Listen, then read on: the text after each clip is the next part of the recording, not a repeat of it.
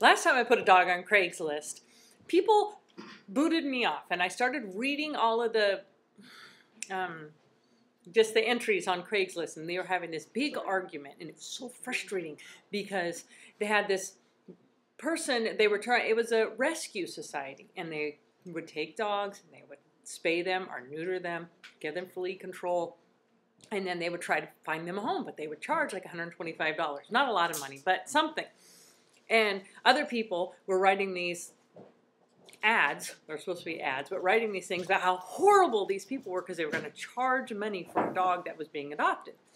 And so then they responded and said that they had to do that because to pay for the spay and the neuter, and then also that the dog needed to have, they need to have a value. The dog has to have a value, and you'd have everybody. And like one time, a long time ago, I put a dog up for free. I had people calling me that were homeless. They lived in their car, but they wanted a dog.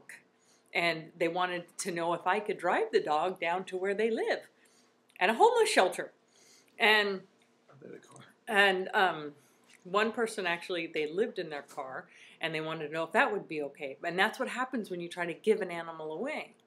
And you have to have a value to the animal, or people won't value it. They'll just be like, oh, wow, I got a free dog. Oh, look, it ran out in front of that car. Who cares? Because they didn't pay any money for it. And then, so this lady writes in there that she got a free kitten. And she's talking about how much money she paid. She paid for the kitten to be spayed. The kitten was sick when she got it. She paid a $400 deposit at her apartment. And then she says, and I don't even have health care insurance. Well, she's a moron.